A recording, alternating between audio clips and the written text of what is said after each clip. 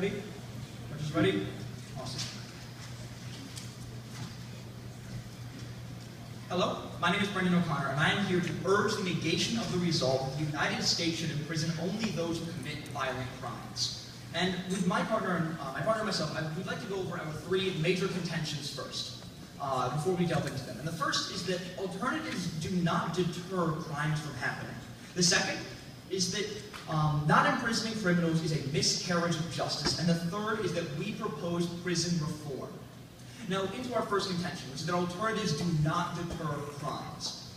This is a very difficult contention to be actually talked about, but I feel like it's one that actually needs to come up. And there are two major examples of how these alternatives are blatantly useless for what they're set out to do. I'd like to mention a man named David Rents, and most of you have probably heard about him throughout your round sleep, but just for those who haven't, I'd like to go over him. He was accused of child pornography, and he was given an ankle bracelet. The police weren't able to monitor every single beat that ankle bracelet made for them. So in one of the times when it beeped and they didn't respond, he proceeded to go and rape a 10-year-old girl and murder her mother. The alternatives don't work. We can't look to the alternatives as the be-all, end-all solution for this. And in the second example, Besman Okafor, he also had an ankle bracelet. He was being charged for home invasion, a non-violent crime. During one of those beats, where nobody was going to go and deal with him, he shot 3 people, killing one of the key witnesses in his trial for home invasion. The alternatives do not work. Now I'd like to go into our second contention, which is that not imprisoning criminals is a gross miscarriage of justice.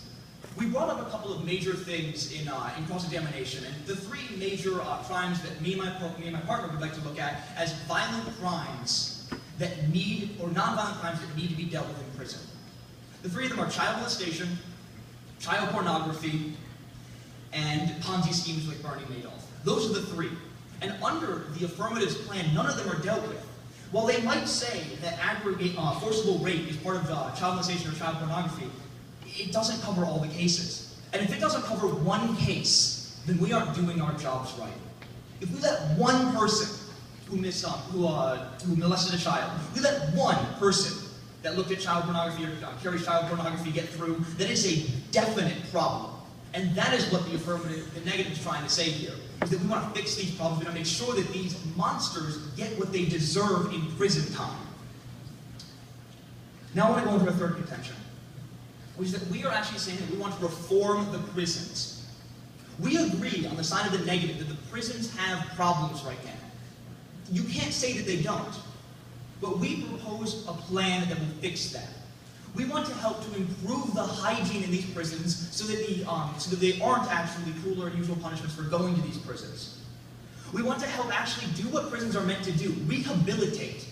That's the major goal of all prisons, is to rehabilitate people that come in, so they can go into society and be part of society again and not be a threat once they leave prison. That's what the negative wants to do. We also want to abolish mandatory minimum sentences to allow judges to be able to not send people for small crimes into a jail for their entire lives, because that is a gross misuse of the justice system, and that's one thing that the negative wants to change. Now, I'd like to now transition over to my opponent's contentions, and I'm going to go from their first, second, to third. I want to talk about their first, which is we need to talk about the cost-effective nature of this. And I completely agree. I 100% agree that we need to work on the cost-effectiveness of our prisons. And that's what the negative is doing. By getting rid of mandatory minimum sentences, we have people in prison for a less amount of time, meaning that we have less people in prison, meaning we're spending less money on prisons for useless sentencing. I don't think that somebody that smoked pot on their couch should be in prison for 30, 40 years of life. That's a gross misuse of our justice system.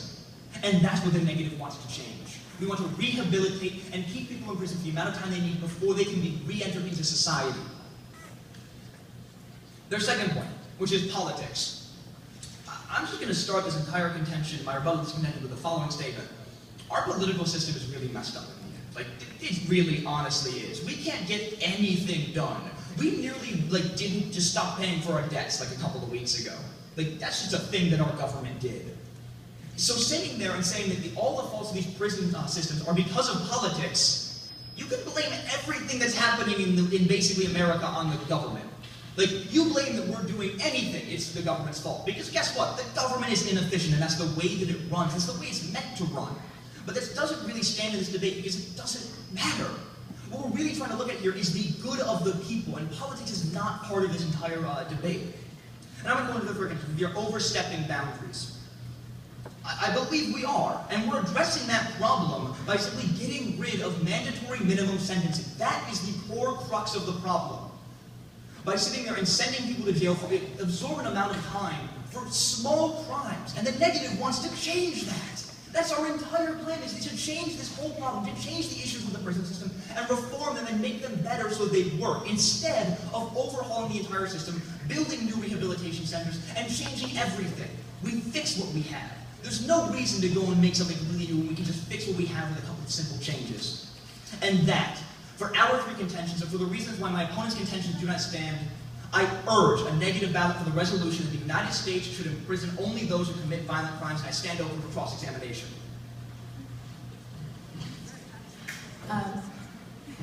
Given major debt in states such as California, in which there are major prison overcrowding issues, do you really feel that hygiene reform and other things like that can be done within the feasible means?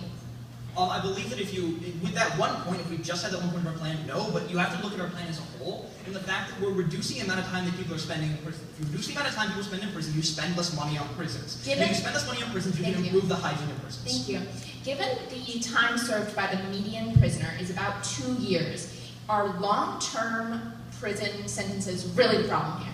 Or is it just the volume of prisoners? Okay, it's simply put, I'm going to try and say this as quickly as possible. Using the mean in this type of situation is not really the greatest way. I'd much more prefer the mean because then it actually counts for all the larger ones. Simply put, the median age completely skews the data towards the lower side, and how there are lots of people that get smaller prison sentences and are not even part of this debate at all. That's what's skewing the data towards the 2-year point. Okay, that's kind of semantics, but let's say it's 3 years, let's say it's 4 years. Let's say it's 10, let's say it's 20. I think, I'll move on. I don't think you can just make up statistics. But, okay. So even if we change the mandatory minimum sentencing, isn't that just a scratch on the surface of the big problem? Do you have any statistics to suggest that the vast majority of people are in prisons because of mandatory minimum sentencing laws? Because of the fact that right now only, what was it, the latest data that we have is 21.6% of convicted inmates were in there for violent crimes. That means that the other people were in there for non-violent crimes, and I'm pretty sure that all of them aren't there for 90-day or 1-year sentences, because that wouldn't be feasible. Nobody gets arrested. So you have no proof that it's directly correlated to these minimum sentencing that you're going to change? Besides logic, I don't think that we need much else. Now, for your third contention, you've mentioned that we need to reform our prisons and they're so bad and the state has to do something. But you, responding to our second contention, you said the government can't get anything done, we're inefficient, and yet you want to make things better. So how is that possible if our governments don't work to do pretty large reform? Because in California, they have a huge prison system, they have twice the capacity. So how is an easy reform by a couple of small changes really feasible?